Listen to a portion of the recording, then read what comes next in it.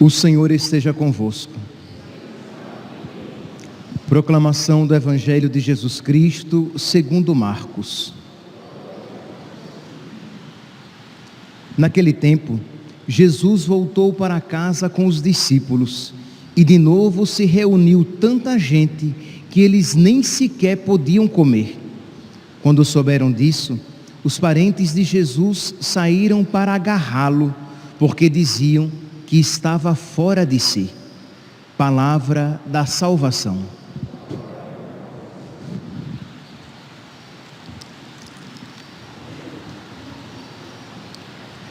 Caríssimos irmãos e irmãs, temos a alegria de celebrar o mártir São Vicente, diácono e mártir. O diácono São Vicente, mártir. E é uma alegria para nós, meus irmãos, celebrar um mártir. Sempre que nós temos oportunidade de celebrar, de mostrar para a igreja o valor de um mártir, nós não podemos perder a oportunidade, porque o mártir, ele manifesta a vocação de toda a igreja. Todos nós temos a vocação de amar a Deus acima de todas as coisas, de colocar Deus em primeiro lugar na nossa vida. E o mártir, ele manifesta isso de uma maneira especialíssima. Ele amou a Deus acima de todas as coisas. Ele preferiu agradar a Deus do que agradar a si mesmo. Ele preferiu a morte a preservar a sua própria vida. E aqui, meus irmãos, não é um romantismo, mas nós precisamos aprender a colocar em prática esta realidade na nossa vida, procurar em tudo agradar nosso Senhor. Nós que com quanta facilidade procuramos em tudo aquilo que é agradável a nós, aquilo que vem ao encontro da nossa vontade, nós precisamos em todas as nossas escolhas aprender a procurar aquilo que glorifica a Deus, que alegra o coração de Deus. Pois bem, então vamos então refletir um pouquinho aqui sobre a vida de São Vicente. Vicente nasceu provavelmente em Huesca, na Espanha, mas foi educado em Saragoça. Ele era de uma família ilustre e, indo para Saragoça, foi educado pelo bispo Valério, que o ordenou diácono. Então ele veio de uma família ilustre, de uma família cristã, católica, é claro, né? Estamos aqui, no século IV, início do século IV. Então, os cristãos éramos os católicos. Então, foi educado numa família cristã, de uma nobre linhagem, e foi ordenado diácono. E como o seu bispo Valério era gago, mas gago, extremamente gago, o bispo então confiou a Vicente o ministério da pregação. Isso é possível, né? E era até mesmo comum, quando um bispo, ele era estrangeiro, quando um bispo percebia que ele não tinha a qualidade de um bom pregador, ou no caso de Valério, como ele tinha essa dificuldade natural, confiava esta função ao diácono. Pois bem, então o diácono Vicente, ele era o pregador do bispo. Nós estamos aqui, então, eu falei no início do século IV, as perseguições aos cristãos ainda são muito presentes. Os cristãos sofreram uma grande perseguição por ocasião de Diocleciano. Então, um juiz chamado Dácio, sob o imperador Diocleciano, passou pela região de Saragoça, e sabendo então que ali estava um bispo e um diácono, os prendeu e os chamou a um julgamento. Eles seriam julgados por causa da fé. Primeiro foram persuadidos a abandonar a fé. Isto é, eles não sofreriam coisa alguma se eles dissessem simplesmente que toda religião é boa. Imaginem, meus santos, uma frase que infelizmente nós encontramos muitas vezes nos lábios de muitos cristãos, que se dizem cristãos, que se dizem católicos, que toda religião é boa, que o que importa é ter uma religião. E o bispo Valério e o diácono Vicente sabiam que quem é fiel a Cristo, isso não pode afirmar. Porque, meus irmãos, se toda religião é verdadeira, se toda religião é boa, é porque nenhuma religião é boa, porque são todas simplesmente criações dos próprios homens. Mas se existe uma religião deixada na terra pelo próprio Deus, se existe uma religião fundada na terra pelo próprio Filho de Deus, esta é a única que merece o adjetivo de boa, verdadeira. Por quê? Porque foi querida e fundada pelo próprio Deus. Ela é boa e verdadeira não por causa de nós, os seus membros, mas ela é boa e verdadeira, ela é una, santa, católica e apostólica. Por quê? Porque ela é fundada pelo próprio Cristo. Então, de onde vem aqui, a nota de santidade da igreja? Ela é santa, ela é boa, ela é verdadeira. Vem do próprio Deus, que a quis, a pensou e a instituiu, fundou. Pois bem, então, o bispo, diz a história, gago, e não sei se ele ficou nervoso, e quando foi inquirido pelo juiz, ele pediu então que o diácono falasse em seu nome. Disse: meu filho, você sempre pregou a palavra de Deus em meu nome, fale então em meu nome.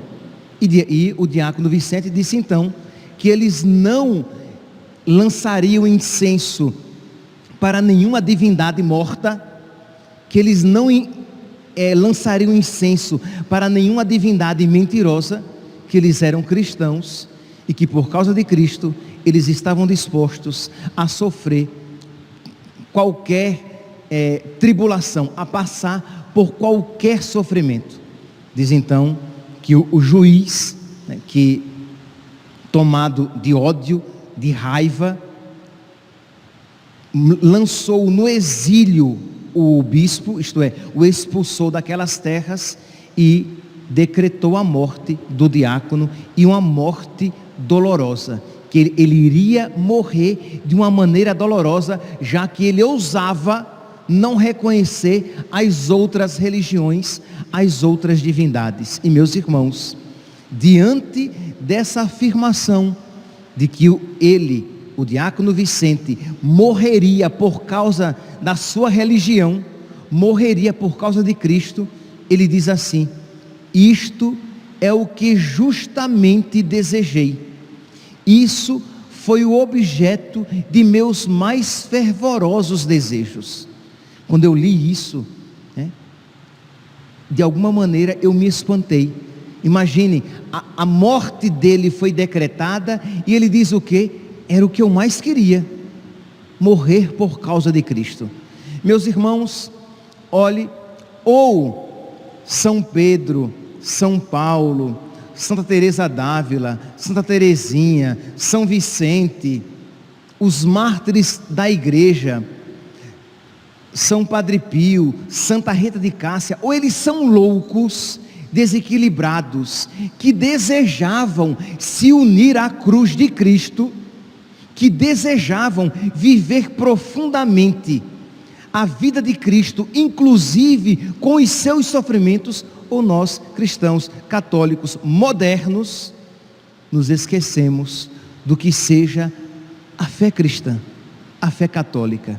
Que os cristãos agora, muitos, buscam a Deus para se livrar dos sofrimentos, buscam a Deus para ter uma vida gozosa, cheia de prazeres, enquanto os cristãos de então, eles amavam tanto a Jesus, que queriam amar, inclusive na dor, que queriam amar, como eu falei ontem e repito hoje, diziam, de alguma maneira diziam, como Santa Teresa de Calcutá, queriam amar até doer, enquanto conosco, quando a dor se apresenta, nós perdemos a fé, nós desanimamos na piedade, o nosso fervor esmorece, esfria.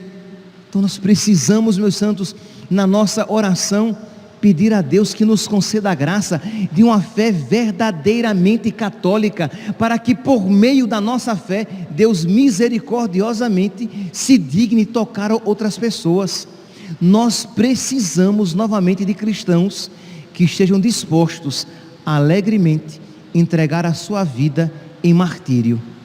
Mas não pense você, meu santinho, minha santinha, ah padre, eu quero ser mártir. Nossa, que lindo, mas você quer ser mártir mesmo de fato, ao ponto de você abraçar as cruzes e dores cotidianas que Deus lhe apresenta? Ou você quer ser mártir lá no final da vida, ou numa situação crucial em que alguém vem com um revólver e diz, você renuncia a Cristo, em alguém que vem para torturar você e diz, se você não renunciar à sua fé, eu torturarei você, e aí você diz, eu prefiro ser torturado. Não, meu santo, pode ser que uma situação drástica dessa aconteça, mas deseja de verdade se configurar a Cristo na dor, deseja de verdade o martírio, quem o aceita cotidianamente na sua vida, o chamado martírio branco, a morte cotidiana, os sofrimentos cotidianos, e que você, ao invés de ficar se lamentando, reclamando, ou dando patada em todas as pessoas ao seu redor, por causa dos seus sofrimentos, você se utiliza deles para amar Jesus, e viver as virtudes cristãs, a misericórdia, a bondade, a paciência. Então, é irreal você olhar para o exemplo, por exemplo, de São Vicente, ver esta grandeza e dizer, nossa, eu queria amar assim, mas quando vem a oportunidade pequena da vida, você apostata, você abandona aquela oportunidade que Deus lhe oferece.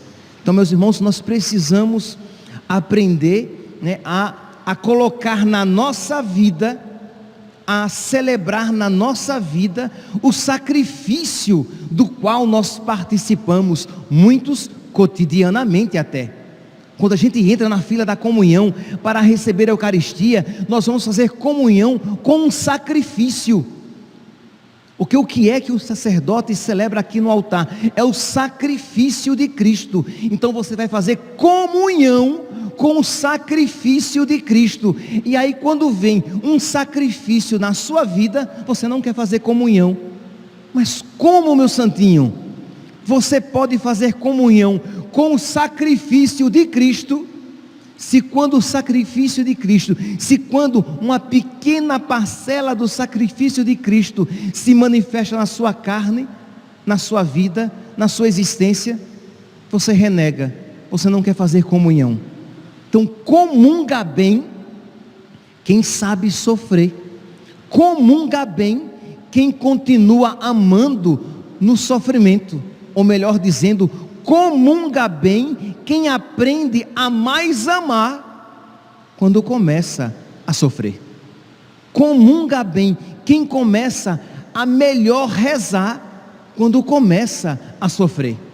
Então, se você, quando começa a sofrer, diminui o amor, se você, quando começa a sofrer, você diminui a sua espiritualidade, é porque você tem comungado mal, se é que você tem feito verdadeira comunhão. Não, padre, mas eu vou lá na fila da comunhão, eu abro a boca e digo amém.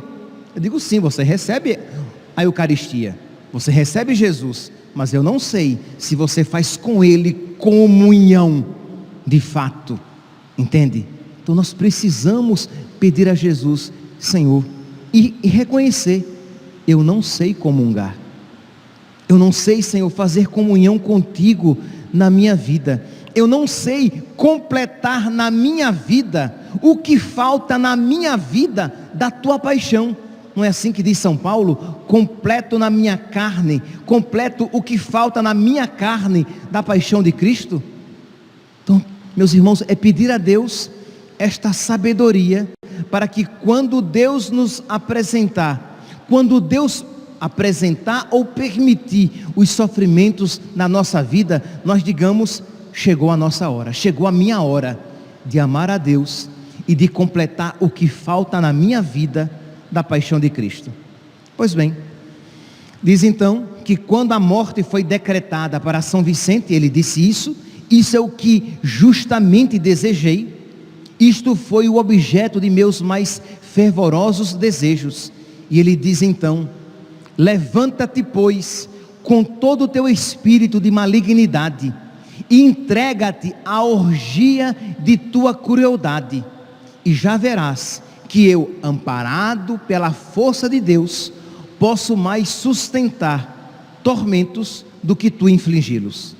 Eu posso mais aguentar os sofrimentos do que tu infligir estes sofrimentos a mim. E é verdade, diz a história que enquanto ele era torturado, e vocês verão aqui a que espécie de tortura a que espécies de torturas ele foi submetido, os algozes se cansavam e tinham que parar para descansar, para, recobrando forças, infligir mais sofrimento ainda. Então primeiro ele foi levado ao cavalete, isto é, quando a pessoa era deitada numa cama de madeira e era amarrada pelos braços e pelas pernas, e os algozes começavam a esticá-lo até desconjuntar ombro, cotovelo, pulso, a perna aqui, a bacia, joelho, tornozelo. Quer dizer, quando ele era desconjuntado, você pode imaginar a dor que isto causava.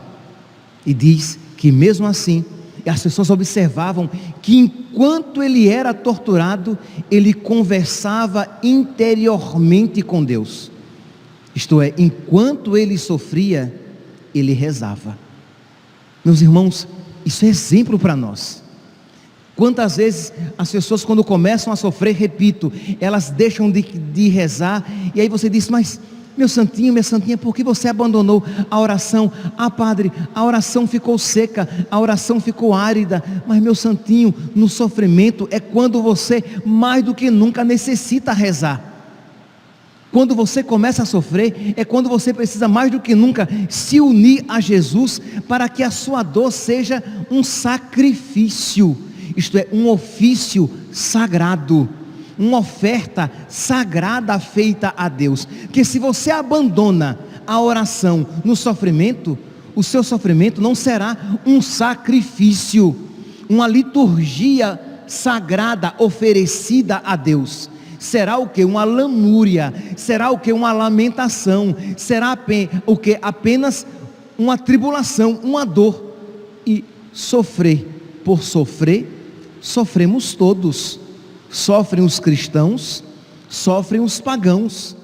Mas oferecer, sendo bem fiel aqui à etimologia da palavra, oferecer um sacrifício, um ofício sagrado, só os cristãos podemos oferecer. Então precisamos rezar. Por quê? Porque nós, por nós mesmos, somos incapazes de sofrer com fé. Somos incapazes de passar por uma tribulação sem perder a piedade. Se nós nos afastarmos de nosso Senhor, nós iremos sofrer feio, isto é, de uma maneira indigna de um cristão. Nós iremos blasfemar contra Deus, nós iremos endurecer o nosso coração, nós iremos esfriar nossa piedade, nós iremos nos sentir atraídos pelo mundo, nós deixaremos que a tristeza tome conta da nossa alma, nós iremos chamar Deus de injusto, que parece que não ouve as nossas preces, que parece que está permitindo uma dor maior do que eu posso suportar, que parece que se esqueceu de mim. Nós iremos magoar o coração de Deus. Mas se nós sofrermos em oração, nós veremos que Deus, Ele não nos abandona, que Deus não abandona os seus, que Deus ou nos livra dos sofrimentos, ou nos livra nos sofrimentos, mas nunca nos abandona, ou permite o sofrimento, mas permanece conosco, sustentando-nos, ou aquilo não faz parte dos seus planos, Ele nos livra até daqueles sofrimentos, mas Deus nunca abandona os seus. Então, São Vicente foi levado ao cavalete, continuou fiel a Deus, foi levado então às unhas de ferro, eram garfos de ferro que rasgavam as carnes, e dizem os agiógrafos que eram cortes tão profundos que em muitos se podiam ver os ossos e as vísceras de São Vicente. E naquele sofrimento ele permanecia rezando interiormente a Deus. Como ele não renegava a sua fé, vamos dizer de uma outra maneira, como mesmo assim ele não ousava dizer que toda religião era boa. Isso deve fazer nos corar de vergonha, né?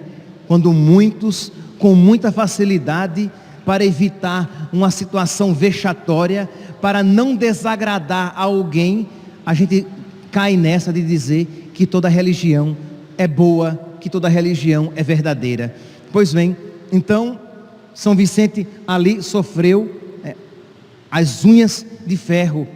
Como ele não renegou a sua fé, foi levada à cama de fogo, que era o que? Um tipo de uma grelha pontiaguda, em que a pessoa era deitada naquela grelha, e o fogo, embaixo um fogo brando, para que não matasse rapidamente, mas um fogo suficiente para infligir dor, mas não suficiente para matar. Enquanto ele era queimado de um lado, era flagelado do outro, e depois viravam um lado e jogavam até sal para aumentar-lhe a dor. Então vocês podem ver aqui a crueldade. Diante disso, vocês podem dizer: ah, padre, pelo amor de Deus, padre, isso é impossível. Quem é que pode sofrer tanto assim? Ninguém. Santo Agostinho fez 4 sermões sobre São Vicente. São Vicente é muito querido na igreja, né? Ele, imagine, querido na Espanha, na França, em Lisboa ele é o padroeiro do patriarcado. Aqui no Brasil, a primeira vila, né, os portugueses quando descobriram o Brasil, a primeira vila foi dada a ele, Vila de São Vicente. Então quer dizer, ele é muito querido em toda a igreja. Então Santo Agostinho, em um dos sermões a respeito de São Vicente, ele diz: se neste martírio se considera a capacidade humana para suportá-lo, o fato se torna incompreensível. Se você pensa, como é que um ser humano pode suportar isso? Você não vai compreender, porque um ser humano não vai suportar isso. Mas, se nele se reconhece o poder divino, nada há que se admirar, porque a Deus tudo é possível. Então Deus concedeu-lhe a graça de, mesmo no martírio, perseverar na fé, e mesmo na dor, não se esquecer de querer agradar a Deus. Como então ali na grelha não conseguiram dissuadi-lo da sua fé, ele foi levado para, deixa eu ver aqui, porque o padre fica velho e esquece os nomes, né? Mas eu copiei, que eu sabia que eu ia esquecer.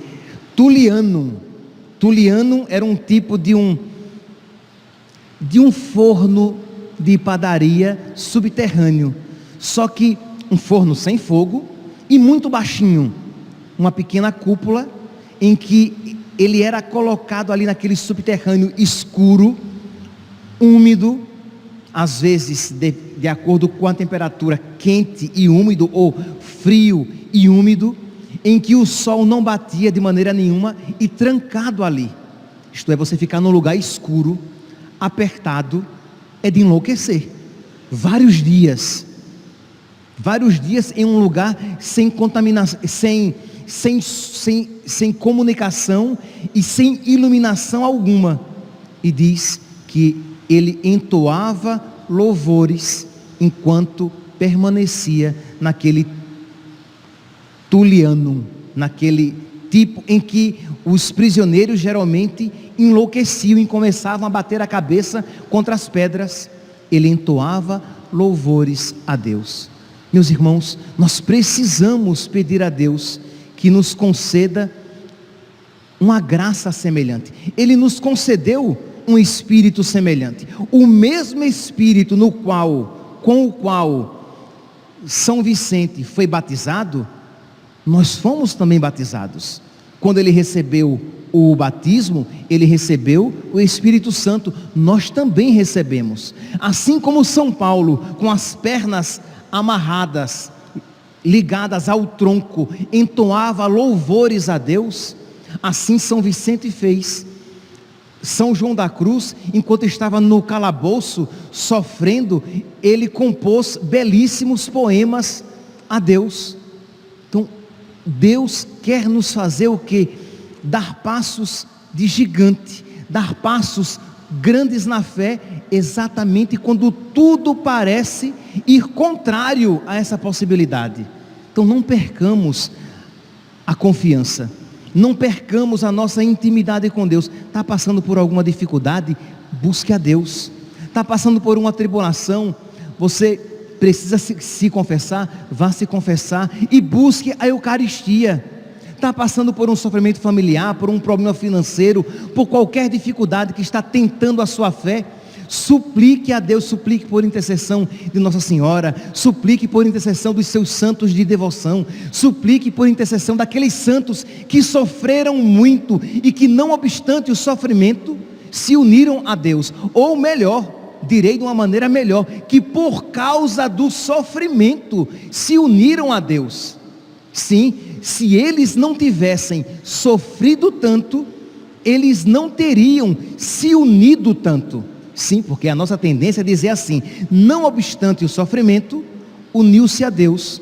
Quando os grandes místicos dizem que por causa do sofrimento, por causa daquele grande sofrimento, é que exatamente se uniram a Deus. De modo que percebemos, né, que só pode se unir profundamente a Deus quem se unir profundamente ao seu sofrimento.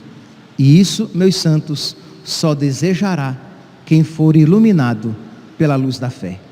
Peçamos a Deus, por intercessão destes grandes santos e da rainha de todos eles, da Virgem Santíssima, que nos ensine a sofrer, para que muito possamos amar. Louvado seja nosso Senhor Jesus Cristo, para sempre seja louvado.